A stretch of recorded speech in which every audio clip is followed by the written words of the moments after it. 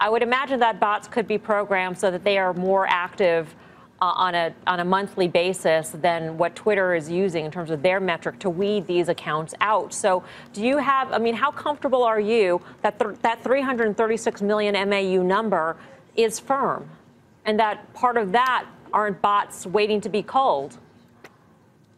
Well, so of that number, what we think is the most likely piece that's going to be removed is probably somewhere around 5 million accounts. And that's in part on this bot methodology that you're looking at, but also about the level of materiality that the CFO talked about today. So let's just assume that 5 million accounts disappear from that 336 million that they reported at the end of the March quarter.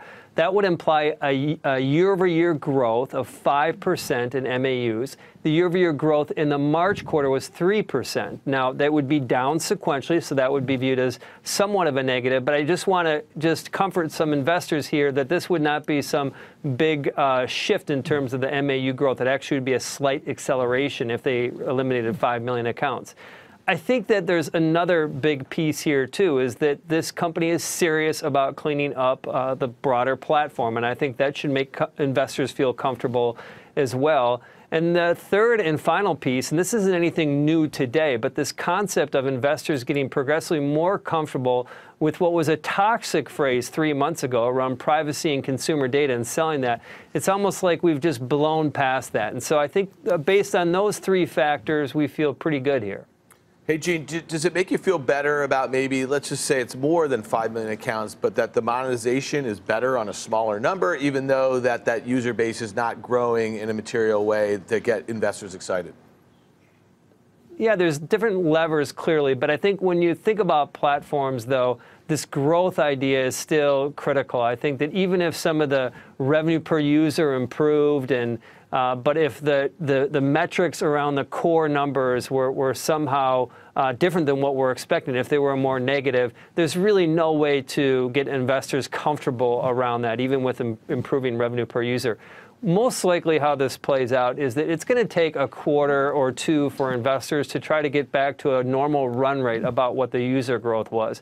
That's why the stock doesn't rebound when the CFO is out comforting people, is because investors say this is probably going to take a couple quarters to work itself out and we're not going to have visibility. Therefore, that impacts the valuation in the near term. Hey, Gene, quick one for you. What matters more to you right now? Would it be user growth in whatever metric you want to use, or is it engagement, or what is it that you look at and you feel is the most important metric right now for Twitter? The most important metric is user growth. The challenge is we're not going to really see that. And so this quarter, for the June quarter, it's going to be around engagement. We're going to have to look to that. But that would be the 1-2, the user growth on top, and the second would be engagement. All right, Gene, we're going to leave it there. Thanks so much for joining us. Always great to see you. Thank Gene you. Munster of Loop Ventures. They haven't added users. I mean, you look right? at, look at if that's the most important metric, that's and I agree.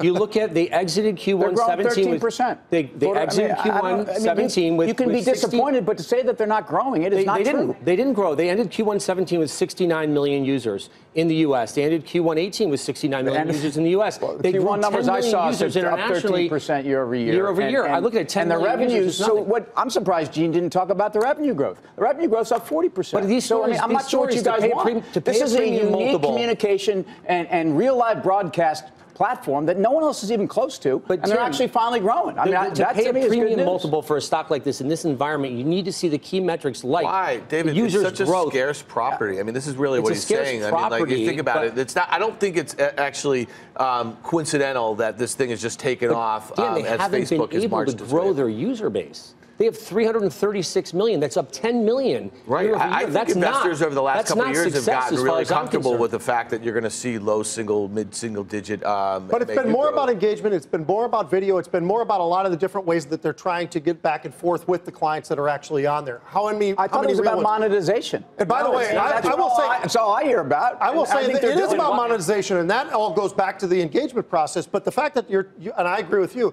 in terms of growth, we're not seeing the growth. Right. That's been a problem. Like Why is the stock price as a growth story? I like Twitter, but I don't like the growth side of it is the concerning side of it for me. I mean, I agree with everything Dave's saying. I don't see the growth, but I do see the engagement. I do see people spending more time on there, the daily use of it itself. That's clear, and I think that's why the revenue is going high. I think there's no question that part of the valuation of Twitter has to be that it is unique, that it is standalone at a time when major media companies probably, I still think there has to be some kind of M&A premium into the stock, even though I think the company's going about their business and growing this thing as we want them to.